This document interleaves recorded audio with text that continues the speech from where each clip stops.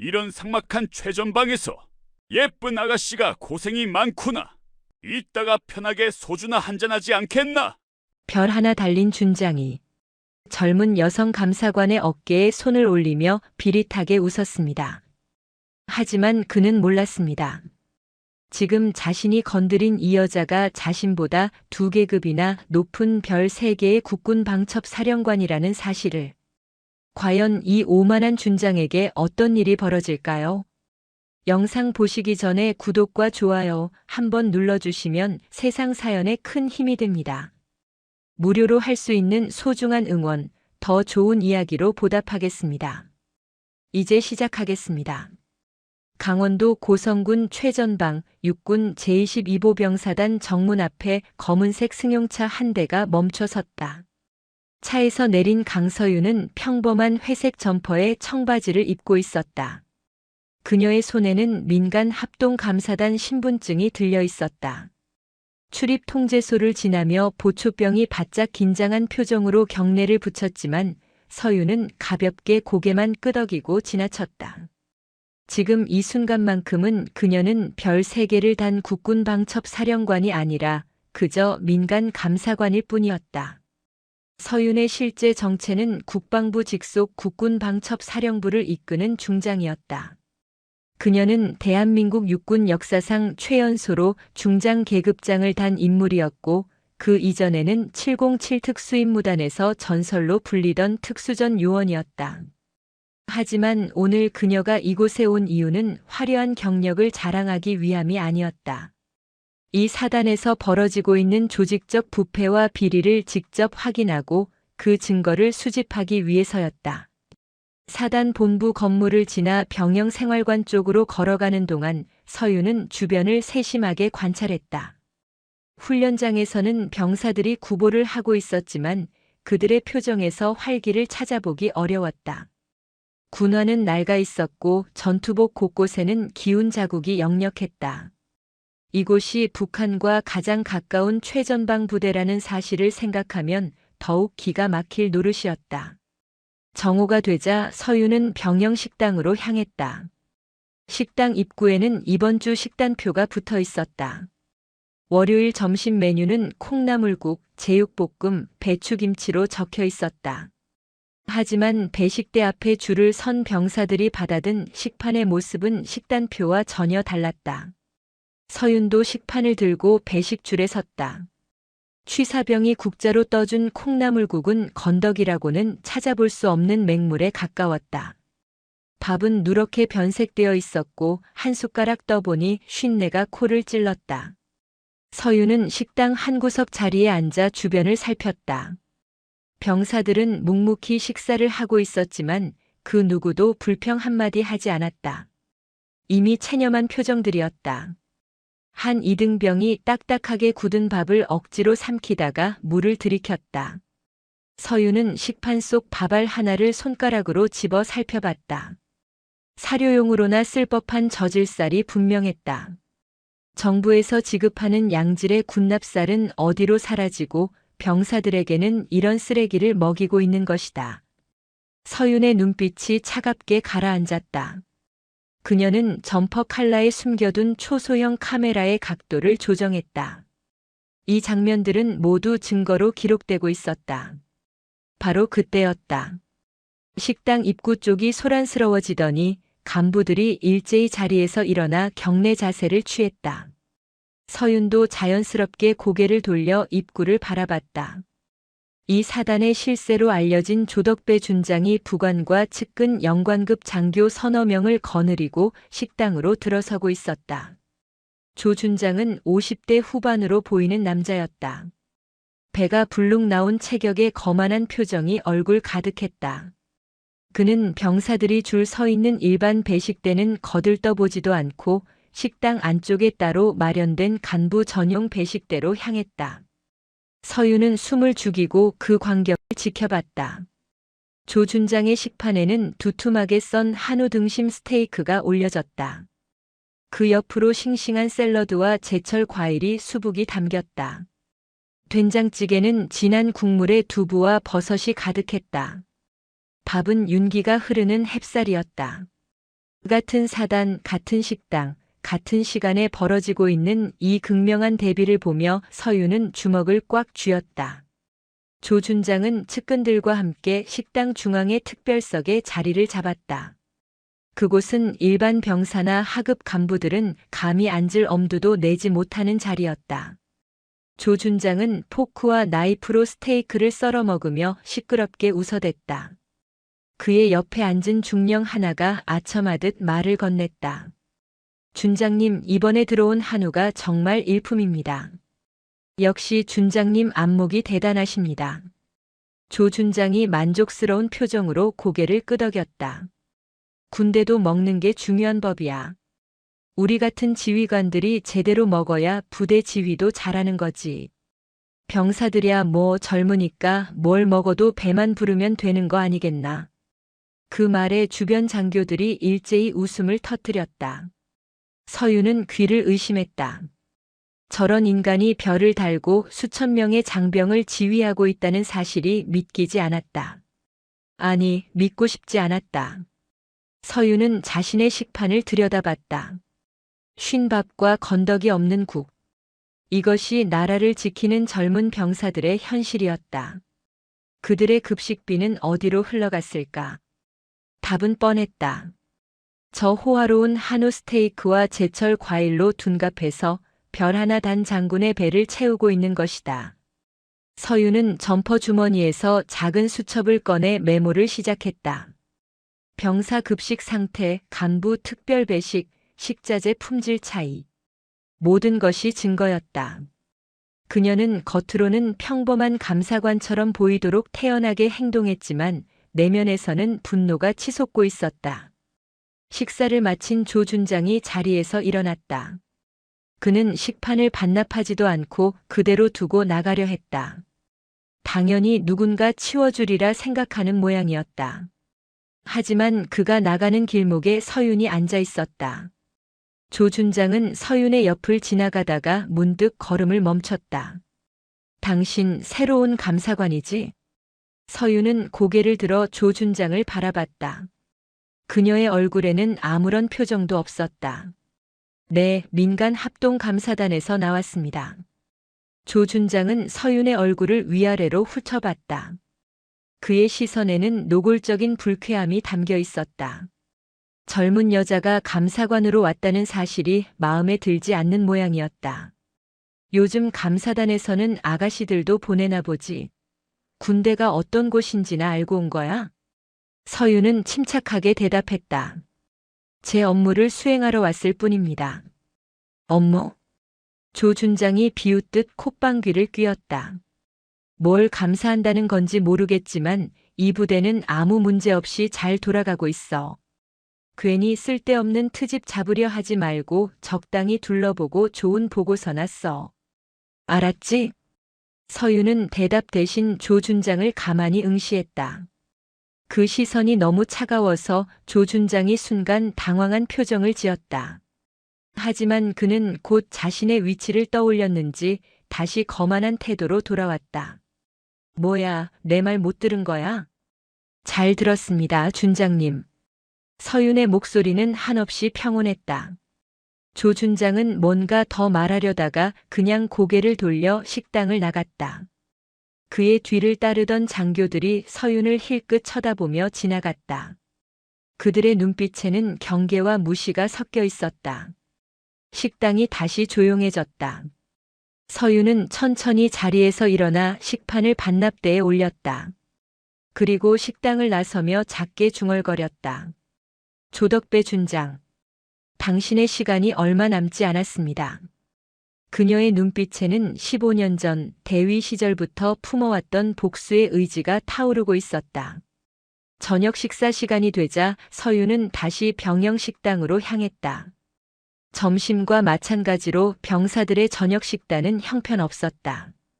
김치찌개라고 배식된 것은 물에 가까운 국물에 시래기 몇 조각이 떠다니는 것이 전부였다. 서윤은 구석 자리에 앉아 주변을 관찰하며 식사를 했다. 오늘 하루 동안 수집한 정보만으로도 이미 충분한 증거가 확보되었지만 그녀가 진짜 노리는 것은 따로 있었다. 식사를 반쯤 마쳤을 때 식당 입구에서 낯익은 인물이 나타났다. 조덕배 준장이었다. 그는 점심때처럼 부하 장교들을 거느리고 있지 않았다. 혼자였다. 조 준장은 식당 안을 둘러보다가 서윤을 발견했다. 그의 입가에 묘한 미소가 번졌다. 조 준장은 배식을 받지도 않은 채 곧장 서윤이 앉은 테이블로 걸어왔다. 서윤은 그가 다가오는 것을 눈치챘지만 모른 척하며 식사를 계속했다. 조 준장은 서윤의 맞은편 의자를 거칠게 끌어당겨 앉았다. 쇠 의자 다리가 바닥을 긁는 소리가 식당 안에 울렸다. 주변에 앉아있던 병사 몇몇이 고개를 들었지만 준장의 모습을 보자 재빨리 시선을 거뒀다. 점심에 이어 저녁까지 우리 병영 식당을 애용하시는군요, 감사관님. 조 준장의 목소리에는 비아냥거림이 섞여 있었다. 서윤은 숟가락을 내려놓고 조용히 그를 바라봤다. 제가 머무는 동안에는 이곳 식사를 할 예정입니다. 그래요? 참 대단한 열정이시네. 그런데 말이요. 조 준장은 상체를 앞으로 기울이며 목소리를 낮췄다. 이런 삭막한 최전방에서 젊은 여자 혼자 고생이 이만저만이 아닐 텐데 말이요. 감사 업무라는 게 원래 눈치 싸움이잖소? 서로 좀 편하게 지내면 안 되겠소? 서윤은 표정 하나 변하지 않고 대답했다. 저는 업무 차왔을 뿐입니다. 편하게 지낼 필요는 없습니다. 조 준장의 미소가 조금 굳어졌다. 하지만 그는 포기하지 않았다. 그렇게 딱딱하게 굴 것 없지 않소. 우리도 다 사람인데. 이봐요, 감사관님. 솔직히 말해서 이런 최전방 부대에 무슨 문제가 있겠소? 다들 열심히 국방 임무 수행하고 있는데 말이요. 서윤은 자신의 식판을 가리켰다. 이것도 열심히 임무 수행하는 모습입니까? 뭐가? 병사들 급식 말입니다. 준장님께서는 점심에 한우 등심을 드셨지만 병사들은 쉰밥을 먹고 있습니다. 조 준장의 얼굴이 순간 굳었다. 하지만 그는 곧 태연한 척 웃어넘겼다. 아, 그거? 그건 좀 오해가 있는 것 같은데. 간부 식단이랑 병사 식단이 다른 건 당연한 거 아니오? 계급에 따른 차등이지. 군대가 원래 그런 곳이오. 법적으로 정해진 차등과 불법적인 횡령은 다릅니다. 서윤의 목소리는 차갑고 명료했다. 조 준장의 표정이 변하기 시작했다. 그의 눈빛에서 여유가 사라지고 경계심이 떠올랐다. 횡령이라니 그게 무슨 말이오? 지금 나한테 혐의를 씌우려는 거요? 사실을 말씀드린 것뿐입니다. 조 준장은 주변을 둘러봤다. 다행히 가까운 자리에는 아무도 없었다. 그는 다시 몸을 앞으로 기울이며 목소리를 더욱 낮췄다. 이봐요, 감사관. 당신 지금 위험한 게임을 하고 있는 거 알아요? 이 부대에서 내가 누군지 알고나 있소? 별 하나 단 준장이십니다. 그래, 맞아. 별을 단 장군이라고. 그리고 당신은 뭐요? 민간인 신분의 감사관일 뿐이지. 여기서는 내 말이 곧 법이요. 서윤은 대답하지 않았다. 그저 조 준장을 가만히 바라볼 뿐이었다. 그 침묵이 조 준장을 더욱 자극했다. 좋아, 내가 양보하지. 우리 오늘 저녁에 내 관사로 가서 편하게 이야기나 합시다. 소주 한잔 하면서 말이요. 감사 내용도 조율하고 서로 윈윈하는 방법을 찾아보자고. 조 준장은 말을 하면서 자연스럽게 손을 뻗어 서윤의 어깨에 올렸다. 그의 손이 서윤의 어깨를 가볍게 두드렸다. 서윤은 그 손을 내려다봤다. 조 준장의 손에서는 담배 냄새와 술 냄새가 섞여 풍겨왔다. 손 치워주시겠습니까? 서윤의 목소리는 낮고 단호했다. 조 준장은 오히려 손에 힘을 주며 서윤의 어깨를 꽉 잡았다. 왜 이렇게 딱딱해요? 좀 부드럽게 굽시다, 응? 내가 지금 호의를 베푸는 건데. 마지막으로 말합니다. 손을 치우십시오. 서윤의 눈빛이 얼음처럼 차가워졌다. 조 준장은 그제야 뭔가 잘못되고 있다는 것을 느꼈다. 하지만 자존심이 상한 그는 물러서지 않았다. 뭐야, 지금 나한테 명령하는 거요? 감히 민간인 주제의 별단 장군한테? 조 준장이 갑자기 목소리를 높였다. 주변에 있던 병사들과 하급 간부 몇몇이 놀라서 이쪽을 쳐다봤다. 조 준장은 자리에서 벌떡 일어나며 서윤을 내려다봤다. 당신 같은 계집애가 뭘 안다고 여기 와서 설치는 거야? 군대가 뭔지나 알아? 이 부대가 어떻게 돌아가는지나 알고 와서 떠들어. 욕설이 쏟아지기 시작했다. 조 준장은 이성을 잃은 듯 서윤에게 온갖 모욕적인 말을 퍼부었다. 여자라는 이유로, 민간인이라는 이유로, 자신보다 약하다는 이유로 그는 거침없이 폭언을 이어갔다. 내가 이 부대에서 몇 년을 있었는데 당신 같은 애송이한테 이러쿵저러쿵 들을 줄 알았어? 당장 짐 싸서 꺼지지 않으면 가만 안 둬. 알겠어? 식당 안이 순식간에 조용해졌다. 모든 병사가 숨을 죽이고 이 광경을 지켜보고 있었다.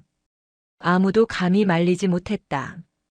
별을 단 장군의 분노 앞에서 그들은 그저 침묵할 수밖에 없었다. 서윤은 여전히 자리에 앉아 있었다. 그녀는 천천히 고개를 들어 조 준장을 올려다봤다. 그녀의 얼굴에는 여전히 아무런 표정도 없었다. 분노도 두려움도 당황함도 보이지 않았다. 그저 차가운 시선만이 조 준장을 응시하고 있었다. 다 하셨습니까? 서윤의 목소리는 놀라울 정도로 평온했다. 조 준장이 당황한 표정을 지었다. 뭐야? 말씀 다 하셨냐고 물었습니다. 서윤은 천천히 자리에서 일어났다. 그녀는 조 준장과 눈높이를 맞추며 한 걸음 다가섰다. 준장님, 오늘 있었던 일들 전부 기록되고 있습니다. 뭐? 서윤은 자신의 점퍼 칼날을 가리켰다. 단추처럼 보이는 그곳에 작은 렌즈가 숨겨져 있었다. 여기 보이십니까? 초소형 카메라입니다. 준장님께서 제 어깨에 손을 올리신 것, 관사로 오라고 제안하신 것, 그리고 방금 퍼부으신 모든 욕설과 협박. 전부 영상과 음성으로 기록되었습니다. 조 준장의 얼굴이 하얗게 질렸다. 뭐야 이게. 감히 나를 도청했다고. 도청이 아닙니다. 정당한 증거 수집 과정입니다. 이 영상은 곧 국방부 감찰본부로 전송될 것입니다. 이 미친년이. 조 준장이 손을 들어 서윤을 때리려 했다. 하지만 그의 손이 서윤에게 닿기도 전에 서윤의 손이 번개처럼 움직여 조 준장의 손목을 잡았다. 707 특수임무단에서 갈고 닦은 그녀의 제압술은 정확했다. 조 준장이 비명을 질렀다. 으악! 나. 서윤은 조 준장의 손목을 비틀어 그를 제압했다. 조 준장이 무릎을 꿇었다. 주변의 모든 사람이 충격에 빠져 이 광경을 바라봤다. 별을 단 준장이 젊은 여자에게 제압당하는 모습은 그들에게 믿기 어려운 장면이었다. 서윤은 차가운 목소리로 말했다. 준장님, 폭행 미수까지 추가되었습니다. 이 영상 역시 전부 기록되었습니다. 서윤은 조 준장의 손목을 놓아주고 한 걸음 물러섰다. 조 준장은 바닥에 주저앉아 자신의 손목을 부여잡고 있었다. 그의 얼굴은 분노와 수치심으로 일그러져 있었다. 너 인연. 죽여버릴 거야. 내가 누군 줄 알고 감히. 서윤은 식판을 들어 반납대에 올렸다. 그리고 식당을 나가기 전에 마지막으로 조 준장을 돌아봤다. 준장님께서 15년 전에도 똑같은 말을 하셨습니다. 한 여군에게요. 기억나십니까? 조 준장의 눈이 커졌다. 서윤은 더 이상 말하지 않고 식당을 나섰다. 그녀의 뒷모습을 바라보며 조 준장은 온몸이 떨렸다. 15년 전. 그 말이 무엇을 의미하는지 그는 알고 있었다. 식당 밖으로 나온 서윤은 깊게 숨을 들이마셨다. 점퍼 속에 숨겨진 소형 녹음기가 여전히 작동 중이었다. 오늘 확보한 영상과 음성 자료는 조덕배를 무너뜨리기에 충분했다. 하지만 이것은 시작에 불과했다. 진짜 증거는 따로 있었다. 그것을 찾기 위해 서유는 밤을 기다려야 했다. 밤 11시. 사단 본부 건물의 불이 하나둘 꺼지기 시작했다. 서유는 임시로 배정받은 민간 감사관 숙소에서 창밖을 내다봤다. 순찰조가 정해진 동선을 따라 움직이고 있었다. 그녀는 순찰 패턴을 머릿속으로 정리했다.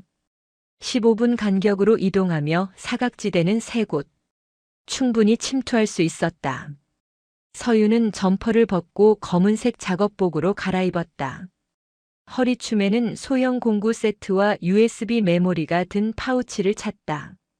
그리고 침대 밑에서 작은 배낭을 꺼냈다. 안에는 야간 투시경, 소형 카메라, 그리고 각종 전자장비가 들어있었다. 707 특수임무단 시절 사용하던 장비들이었다. 창문을 조심스럽게 열고 밖을 확인했다. 순찰조가 막 모퉁이를 돌아 사라진 참이었다. 서유는 창턱에 손을 짚고 몸을 날렸다. 2층 높이였지만 그녀에게는 아무것도 아니었다. 착지와 동시에 몸을 낮춰 건물 그림자 속으로 파고들었다. 사단 본부 건물까지는 약 200m. 서유는 어둠을 이용해 신속하게 이동했다. 건물과 건물 사이의 그림자, 차량 뒤편 나무 아래. 그녀의 움직임은 유령처럼 조용했다. 15분 후 그녀는 본부 건물 후면에 도착했다. 건물 뒤편에는 한 남자가 기다리고 있었다. 30대 중반으로 보이는 육군 소령이었다. 그는 서윤을 보자 긴장한 표정으로 경례를 붙였다. 서윤이 손을 저어 경례를 풀게 했다. 한재민 소령입니다. 사령관님, 고생이 많습니다, 소령. 준비는 되었습니까? 한재민 소령은 주머니에서 보안 카드 2장을 꺼내 서윤에게 건넸다. 군수과장과 행정과장의 마스터 카드입니다. 제가 오늘 오후에 복사해뒀습니다. 잘했습니다. 서윤은 카드를 받아 허리춤 파우치에 넣었다. 한재민 소령은 국군방첩사령부 소속 요원으로 2달 전부터 이 사단에 파견되어 내부 정보를 수집해왔다. 겉으로는 일반 보직 장교로 위장하고 있었지만 실제로는 서윤의 직속 부하였다. 조 준장 쪽에서 움직임은 없습니까? 오늘 저녁 이후로 계속 전화를 돌리고 있습니다. 아마 사령관님에 대한 신원 조회를 시도하는 것 같습니다. 신경 쓸 것 없습니다. 민간 감사단 신분은 국방부에서 완벽하게 위장해뒀으니까요. 서윤은 건물 후면 비상구를 살폈다. 한재민 소령이 마스터 카드를 카드 리더기에 댔다. 작은 전자음과 함께 잠금이 해제되었다. 두 사람은 조용히 건물 안으로 들어갔다. 복도는 어둠에 잠겨 있었다. 비상구 표시 등의 희미한 불빛만이 길을 밝히고 있었다. 서윤은 야간 투시경을 착용하고 앞서 걸었다. 한재민 소령이 그 뒤를 따랐다. 1층 복도 끝에 군수과 사무실이 있었다. 서윤은 문 앞에서 멈춰 주변을 살폈다. CCTV가 한 대 보였다. 하지만 한재민 소령이 이미 오늘 오후의 각도를 조정해뒀다. 카메라는 문이 아닌 복도 반대편을 향하고 있었다. 서윤이 마스터 카드를 사용하자 군수과 사무실 문이 열렸다. 안으로 들어가자 서류 냄새와 먼지 냄새가 났다. 서윤은 소형 랜턴을 꺼내 켰다. 희미한 붉은색 불빛이 사무실을 비췄다. 책상 위에는 각종 서류가 쌓여 있었고 벽면에는 철제 캐비닛이 줄지어 서 있었다. 군수 계약 서류는 어디에 보관합니까? 저쪽 캐비닛입니다. 하지만 공식 서류는 별 의미가 없습니다. 진짜 문제가 되는 건 이면 계약서입니다. 한재민 소령이 사무실 안쪽 캐비닛을 가리켰다. 서윤이 다가가 캐비닛 손잡이를 당겼지만 잠겨 있었다. 그녀는 허리춤에서 락픽 세트를 꺼냈다. 10초도 안 되어 자물쇠가 열렸다. 707 특수임무단에서 배운 기술은 여전히 유용했다. 캐비닛 안에는 파일 박스들이 빼곡히 들어 있었다. 서유는 하나씩 꺼내 확인하기 시작했다. 급식 납품 계약서, 피복 구매 계약서, 유류 공급 계약서. 겉으로 보기에는 정상적인 서류들이었다. 하지만 서유는 포기하지 않고 계속 뒤졌다. 캐비닛 맨 뒤쪽 다른 파일들 뒤에 숨겨진 검은색 파일 하나를 발견했다. 서유는 그것을 꺼내 펼쳤다. 안에는 공식 계약서와는 다른 서류들이 들어있었다. 납품업체 이름이 공식 계약서와 달랐다. 금액도 2배 이상 부풀려져 있었다. 이겁니다. 서윤의 목소리에 긴장감이 실렸다. 한재민 소령이 다가와 서류를 함께 살폈다. 이 업체 이름 대성산업이라고 되어 있네요. 대성산업. 조덕배 준장의 처남이 대표로 있는 유령 회사입니다. 서윤은 스마트폰을 꺼내 서류를 하나하나 촬영했다. 급식 자재 납품 계약, 군복 구매 계약, 심지어 화장지와 세제 같은 소모품 계약까지. 모든 계약이 이 대성 산업을 통해 이루어지고 있었고 가격은 시중가의 2배에서 3배에 달했다. 이 계약서들만 해도 지난 3년간 총액이 얼마나 됩니까? 한재민 소령이 계산기를 꺼내 대략적으로 계산했다. 최소 100억 원은 넘을 것 같습니다. 서윤의 눈빛이 차갑게 가라앉았다. 100억 원. 그 돈이면 이 사단 장병 전원에게 최고급 식사를 제공하고도 남을 금액이었다. 하지만 그 돈은 조덕배와 그의 일가족 배를 불리는 데 쓰였다. 서류 촬영을 마친 서윤은 파일을 원래 자리에 돌려놓았다. 흔적을 남기지 않는 것이 중요했다. 아직 조덕배를 체포할 때가 아니었다. 더 많은 증거가 필요했다. 행정실로 갑시다. 계좌 추적 자료가 필요합니다. 두 사람은 군수과를 나와 2층 행정실로 이동했다. 행정실은 더욱 삼엄했다. 문 앞에 추가 보안 잠금 장치가 설치되어 있었다. 한재민 소령이 마스터 카드를 대고 서윤이 비밀번호 패널을 해킹했다. 3분 후 문이 열렸다. 행정실 안쪽에는 컴퓨터들이 줄지어 있었다. 서윤은 행정과장 책상에 컴퓨터를 켰다. 부팅되는 동안 그녀는 USB 메모리를 꺼내 준비했다.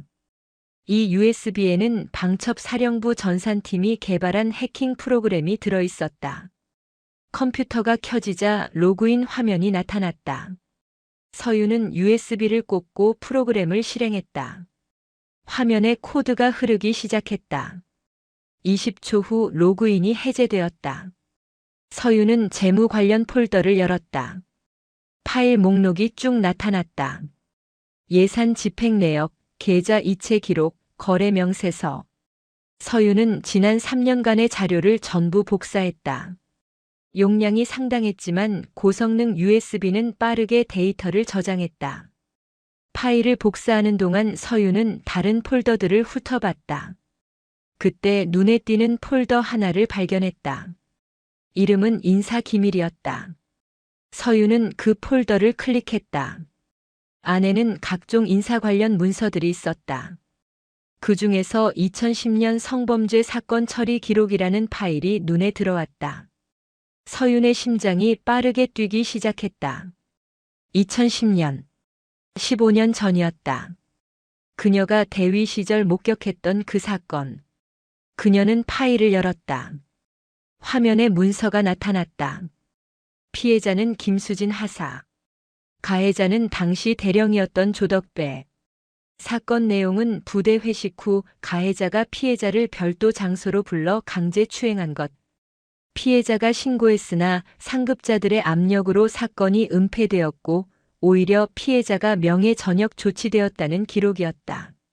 서윤은 그날을 떠올렸다. 15년 전 그녀는 갓 대위로 진급한 신참이었다. 김수진 하사가 눈물을 흘리며 도움을 요청했을 때 서윤은 무력했다. 당시 조덕배는 연대장급 대령이었고 서윤은 소대장에 불과했다. 그녀가 할 수 있는 것은 아무것도 없었다. 김수진 하사는 결국 군을 떠났고 조덕배는 아무런 처벌도 받지 않았다. 서윤은 주먹을 꽉 쥐었다. 15년 동안 그녀는 이 일을 잊지 못했다. 언젠가 반드시 정의를 실현하겠다고 다짐했다. 그리고 지금 그 기회가 왔다. 사령관님 괜찮으십니까? 한재민 소령이 걱정스러운 목소리로 물었다. 서윤은 고개를 끄덕이며 그 파일도 복사했다. 괜찮습니다. 계속 진행합시다. 데이터 복사가 완료되었다. 서윤은 USB를 뽑고 컴퓨터를 종료했다. 모든 흔적을 지우고 방을 나왔다. 두 사람은 왔던 길을 되돌아가 건물 밖으로 나왔다. 밤하늘에는 별이 총총했다. 서윤은 하늘을 올려다보며 깊게 숨을 들이마셨다. 오늘 밤 확보한 자료면 조덕배를 완전히 무너뜨릴 수 있었다. 100억 원의 횡령, 15년 전 성추행 사건, 그리고 수많은 비리 증거들. 소령, 내일 아침 일찍 이 자료를 본부로 전송하십시오. 암호화해서요. 알겠습니다, 사령관님. 그리고 조 준장의 동향을 계속 주시하십시오. 그가 무리수를 둘 가능성이 있습니다. 염려 마십시오. 제가 철저히 감시하겠습니다. 서윤은 한재민 소령과 헤어져 숙소로 돌아왔다. 방에 들어와 USB를 노트북에 연결하고 파일들을 하나씩 확인했다. 증거는 완벽했다. 이제 필요한 것은 타이밍이었다. 조덕배를 공개적으로 완전하게 무너뜨릴 수 있는 그 순간을 기다려야 했다. 서윤은 15년 전 김수진 하사의 얼굴을 떠올렸다. 그녀에게 미안했다. 그때는 지켜주지 못해서. 하지만 이제는 달랐다. 이제 서윤은 힘이 있었다. 별 3개를 단 중장, 국군 방첩 사령관으로서 그녀는 어떤 부패도 용납하지 않을 것이었다. 창밖으로 동이 트기 시작했다. 긴 밤이 지나가고 있었다. 그리고 조덕배에게는 마지막 날이 다가오고 있었다. 사단 본부에서 증거를 확보한 다음 날 오후 서윤에게 갑작스러운 연락이 왔다. 조덕배 준장의 부관인 최중령으로부터였다. 그는 조 준장이 오늘 저녁 야간 사격 훈련을 참관하는데 민간 감사관도 함께 참관하면 부대 운영 실태를 파악하는 데 도움이 될 것이라고 했다. 서윤은 전화를 받으며 입가에 냉소를 띄었다.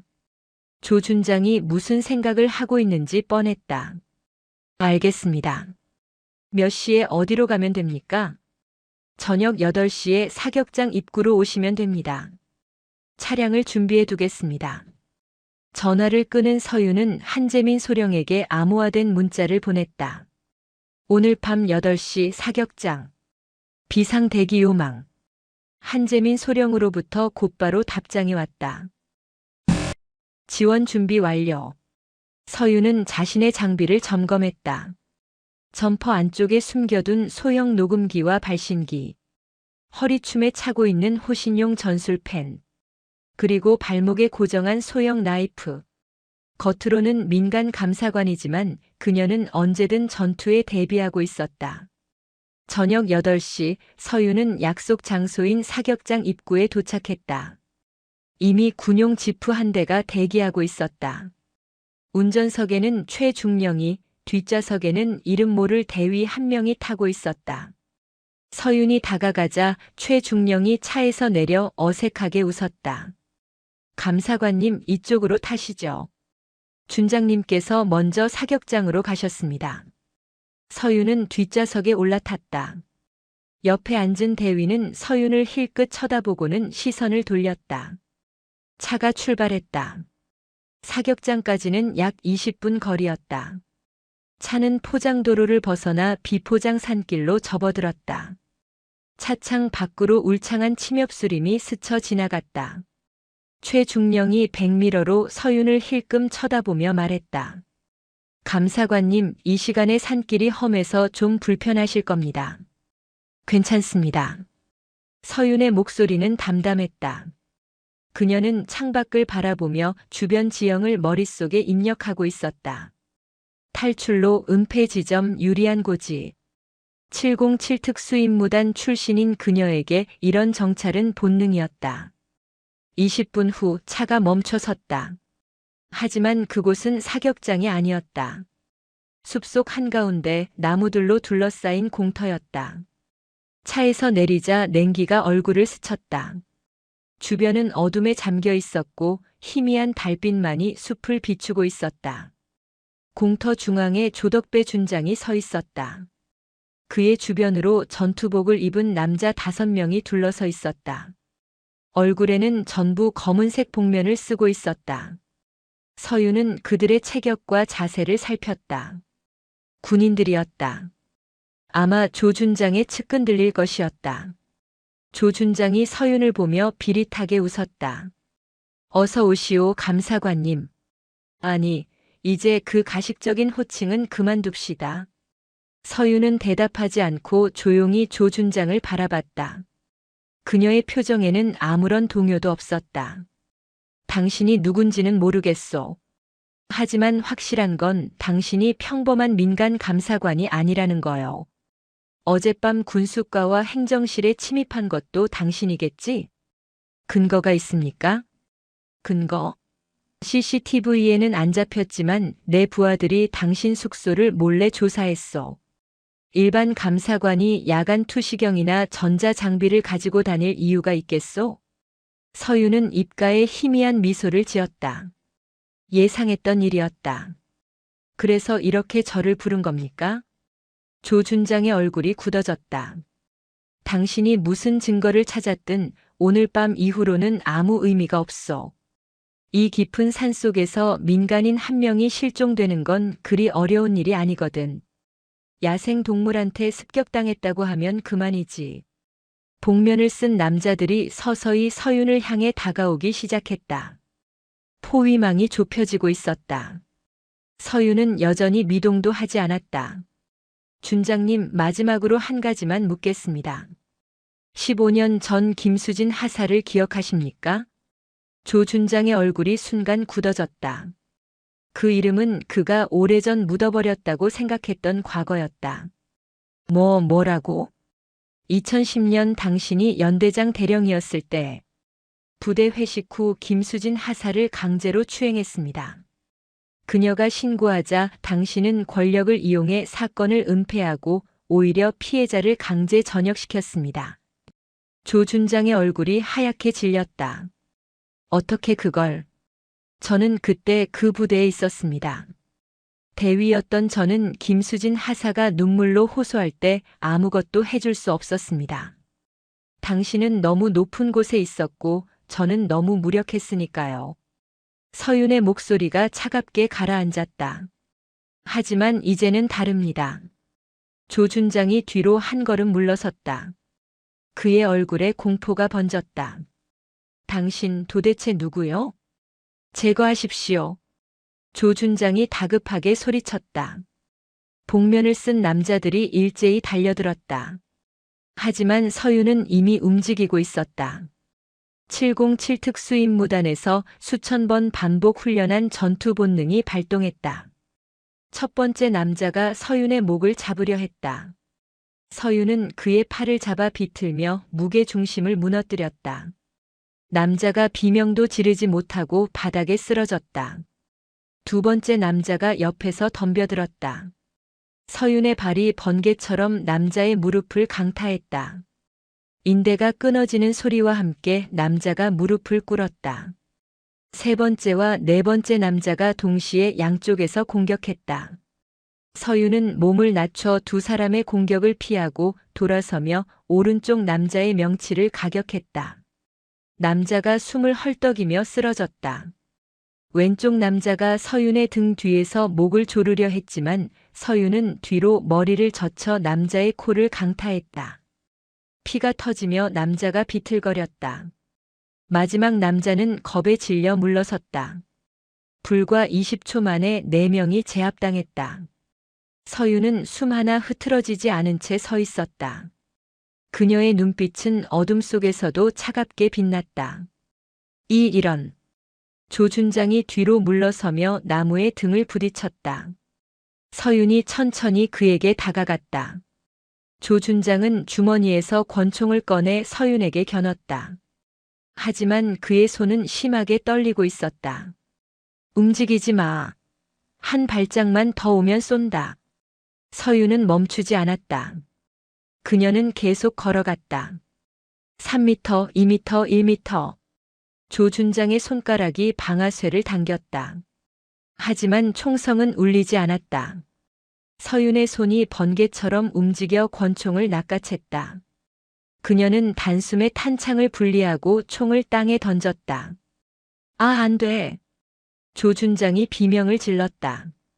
서윤의 손이 조준장의 멱살을 잡아 나무에 밀쳐붙였다. 조준장의 발이 땅에서 살짝 떨어졌다. 그는 서윤의 손목을 붙잡으며 발버둥쳤지만 소용없었다. 당신 도대체 정체가 뭐예요? 서윤은 조준장의 얼굴을 가까이서 응시했다. 그녀의 목소리는 얼음처럼 차가웠다. 저는 15년 전 당신이 짓밟았던 정의의 목소리입니다. 그때는 무력한 대위에 불과했지만 지금은 다릅니다.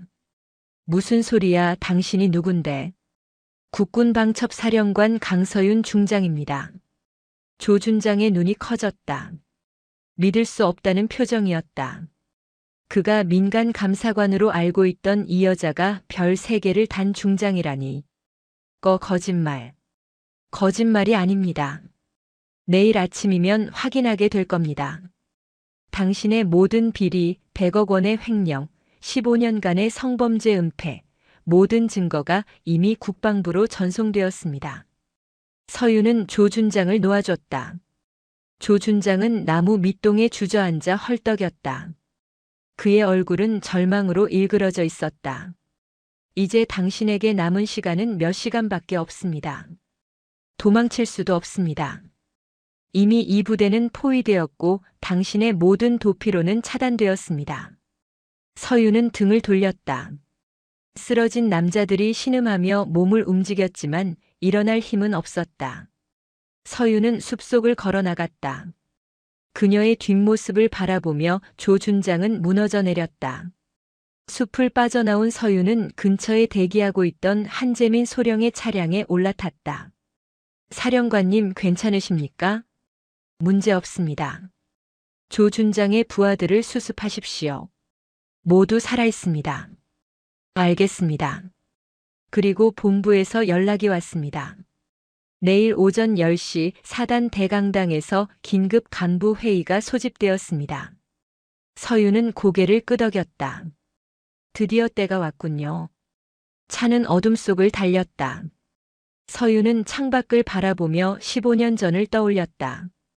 김수진 하사의 눈물, 자신의 무력함, 그리고 언젠가 반드시 정의를 실현하겠다는 다짐. 이제 그 약속을 지킬 시간이었다. 다음 날 아침 강서윤 중장의 진짜 모습이 세상에 드러날 것이었다. 그리고 조덕배 준장의 15년 악행도 함께 밝혀질 것이었다. 정의는 늦었지만 결코 사라지지 않았다. 다음 날 오전 9시 30분. 육군 제22보병사단 대강당에는 사단 내 모든 영관급 이상 간부가 집결했다. 중령부터 대령까지 그리고 사단장인 소장까지 총 50여 명의 간부가 자리를 채웠다. 긴급 소집이라는 공지만 있었을 뿐 구체적인 회의 안건은 알려지지 않았다. 간부들은 수군거리며 서로 눈치를 살폈다. 대강당 앞쪽 연단에는 조덕배 준장이 서 있었다. 그의 얼굴은 어젯밤과 달리 억지로 평온함을 유지하고 있었다. 하지만 자세히 보면 눈 밑에 다크서클과 떨리는 손을 감추지 못하고 있었다. 그는 밤새 도주를 고려했지만 이미 사단 출입구마다 헌병들이 배치되어 있다는 보고를 받았다. 그래서 그가 선택한 것은 정면 돌파였다.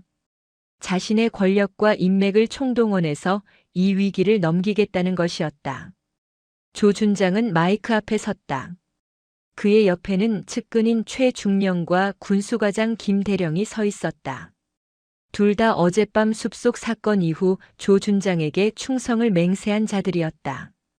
여러분, 오늘 이렇게 긴급하게 소집한 이유는 조준장이 말을 시작하려는 순간이었다. 대강당 뒤쪽 출입문이 힘차게 열렸다. 모든 간부의 시선이 일제히 그쪽으로 향했다. 문이 활짝 열리며 한 여군 장교가 들어섰다. 육군 정복을 완벽하게 갖춰 입은 여성이었다. 정모를 쓴 그녀의 자세는 흔들림이 없었고 걸음걸이는 당당했다. 그녀가 복도를 걸어 내려오는 동안 간부들은 그녀의 어깨를 주시했다. 그리고 그곳에서 빛나는 것을 발견하는 순간 대강당 전체가 술렁이기 시작했다. 은빛으로 빛나는 별 3개. 중장 계급장이었다.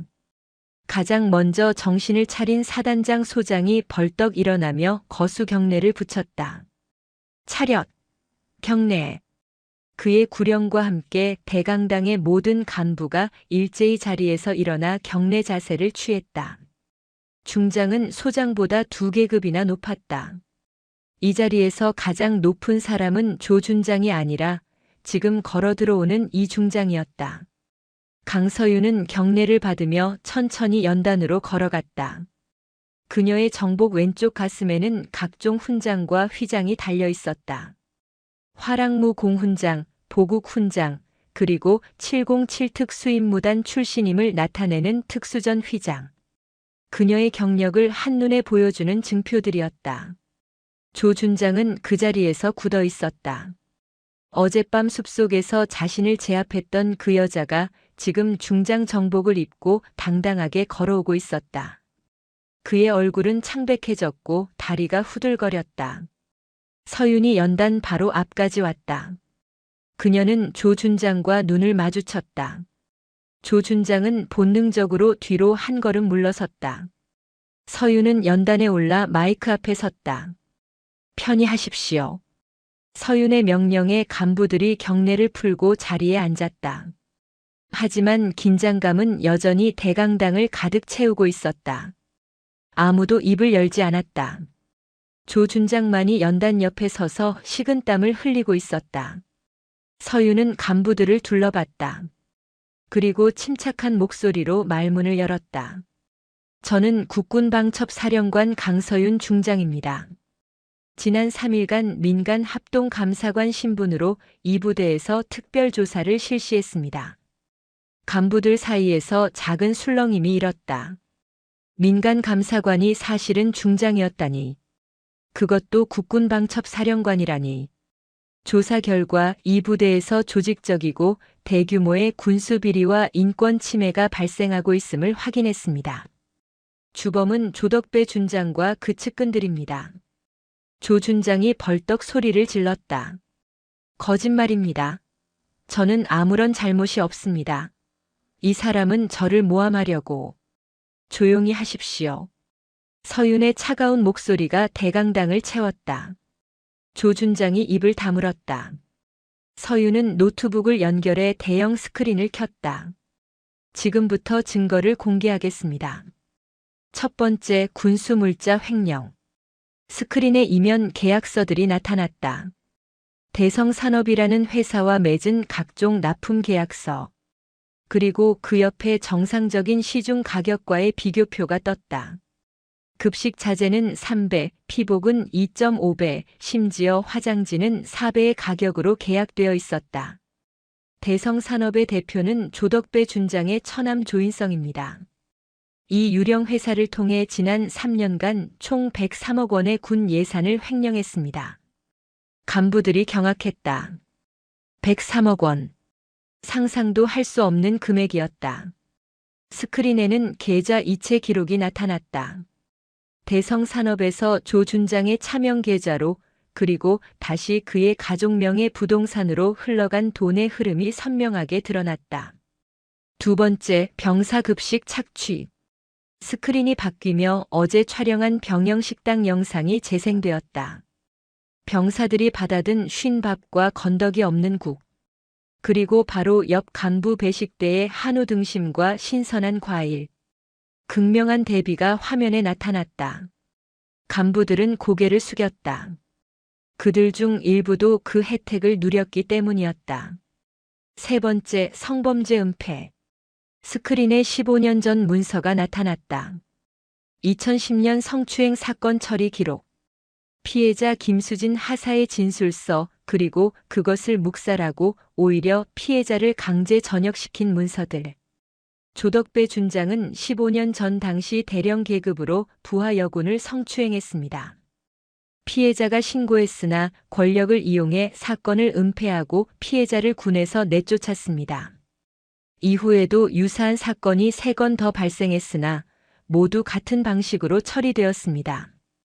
대강당이 숨을 죽였다. 조 준장의 얼굴은 이제 완전히 하얗게 질려 있었다. 그는 입술을 떨며 변명을 시도했다. 그건 오래전 일이고 이미 처리되지 않았습니다. 서윤의 목소리가 차갑게 가라앉았다. 은폐되었을 뿐입니다. 하지만 정의는 시효가 없습니다. 서윤은 마지막 파일을 열었다. 어젯밤 식당에서 녹화된 영상이었다. 조 준장이 서윤의 어깨에 손을 올리며 관사로 오라고 제안하는 장면, 그리고 폭언과 협박을 쏟아내는 장면이 적나라하게 공개되었다. 간부들은 충격에 빠졌다. 4번째 살인 미수. 마지막으로 어젯밤 숲속 영상이 재생되었다. 조 준장이 부하들에게 서윤을 제거하라고 명령하는 장면, 권총을 꺼내 위협하는 장면까지 모든 것이 기록되어 있었다. 조 준장은 더 이상 버틸 수 없었다. 그는 무릎이 꺾이며 바닥에 주저앉았다. 15년간 쌓아올린 권력과 지위가 한순간에 무너지는 순간이었다. 서윤은 손을 들어 신호했다. 대강당 연문이 열리며 군사경찰 헌병들이 들어왔다. 그들의 손에는 수갑이 들려 있었다. 조덕배 준장, 군형법 제92조 뇌물죄, 제93조 횡령죄, 제92조 의육 성폭력 범죄, 그리고 살인 미수 혐의로 긴급 체포합니다. 헌병들이 조 준장에게 수갑을 채웠다. 조 준장은 저항도 하지 못한 채 끌려갔다. 그의 측근이었던 최중령과 김대령도 함께 체포되었다. 그들은 모두 공범이었다. 대강당이 조용해졌다. 서윤은 남은 간부들을 바라봤다. 여러분, 오늘 이 자리에서 우리는 중요한 교훈을 얻었습니다. 군대에는 계급이 있지만 정의 위에 군림할 수 있는 계급은 없습니다. 서윤은 잠시 말을 멈추고 간부들의 얼굴을 하나하나 살폈다. 15년 전 저는 무력한 대위였습니다. 김수진 하사가 도움을 청했을 때 저는 아무것도 해줄 수 없었습니다. 가해자는 너무 높은 곳에 있었고 저는 너무 낮은 곳에 있었으니까요. 그날 저는 다짐했습니다. 언젠가 반드시 이 부당함을 바로잡겠다고. 간부들이 숨을 죽이고 서윤의 말을 들었다. 오늘 그 약속을 지켰습니다. 하지만 이것은 끝이 아닙니다. 대한민국 군대 곳곳에 아직도 제2, 제3의 조덕배가 있을 수 있습니다. 그들을 찾아내고 처벌하는 것이 저의 임무입니다. 서윤은 사단장을 바라봤다. 소장님, 이 부대는 이제 새롭게 시작해야 합니다. 부패를 청산하고 병사들이 제대로 대우받는 부대로 만들어 주십시오. 사단장이 자리에서 일어나 경례를 붙였다. 명심하겠습니다, 사령관님. 서윤은 고개를 끄덕이고 다시 간부들을 향했다. 여러분도 마찬가지입니다. 오늘 본 것을 잊지 마십시오. 별을 달았다고 해서 높은 자리에 있다고 해서 법 위에 있는 것이 아닙니다. 여러분의 권력은 병사들을 지키라고 주어진 것이지 착취하라고 주어진 것이 아닙니다. 서윤의 말이 끝나자 대강당의 정적이 흘렀다. 그녀는 마지막으로 말했다. 저는 계속 지켜보겠습니다. 국군방첩사령부는 항상 여러분을 주시하고 있습니다. 다시는 이런 일이 발생하지 않도록 스스로를 경계하십시오. 서윤은 연단에서 내려왔다. 간부들이 다시 일제히 일어나 경례를 붙였다. 서윤은 경례를 받으며 대강당을 나섰다. 그녀의 뒷모습을 바라보며 간부들은 오늘 있었던 일을 평생 잊지 못할 것이었다. 대강당 밖에서 한재민 소령이 기다리고 있었다. 사령관님, 조 준장 일당 전원 호송 완료했습니다. 군 검찰로 이송 중입니다. 수고했습니다, 소령. 서윤은 하늘을 올려다봤다. 맑은 겨울 하늘이었다. 15년 전 김수진 하사에게 했던 약속. 비록 늦었지만 그 약속을 지켰다. 소령, 김수진 전 하사의 연락처를 찾아주십시오. 제가 직접 사과를 드려야겠습니다. 알겠습니다, 사령관님. 강서윤은 사단 정문을 향해 걸었다. 그녀가 지나가자 병사들이 경례를 붙였다. 서윤은 하나하나 답례하며 생각했다. 이 젊은 병사들이 부당함 없이 존중받으며 복무할 수 있는 군대. 그것이 자신이 꿈꾸는 군대였다. 정문을 나서며 서윤은 뒤를 돌아봤다. 육군 제22보병 사단. 이제 이 부대는 변화할 것이었다. 그리고 그 변화는 대한민국 군대 전체로 퍼져나갈 것이었다. 정의는 늦을 수 있지만 결코 사라지지 않는다. 강서윤은 그것을 증명했다. 그리고 앞으로도 계속 증명해 나갈 것이었다. 오늘 이야기 어떠셨나요? 강서윤 중장은 15년이라는 긴 시간을 기다렸지만 결국 정의를 실현했습니다. 때로는 우리가 지금 당장 부당함을 바로잡을 힘이 없을 수도 있습니다. 하지만 포기하지 않고 자신을 갈고 닦는다면 언젠가 반드시 그 약속을 지킬 날이 옵니다. 어떤 권력도 정의 위에 설 수 없고 어떤 계급도 양심을 대신할 수 없다는 것을 기억하시기 바랍니다. 여러분의 오늘도 응원합니다. 영상이 재미있으셨다면 구독과 좋아요, 댓글까지 부탁드리고 오늘도 건강하고 행복한 하루 되시길 바랍니다.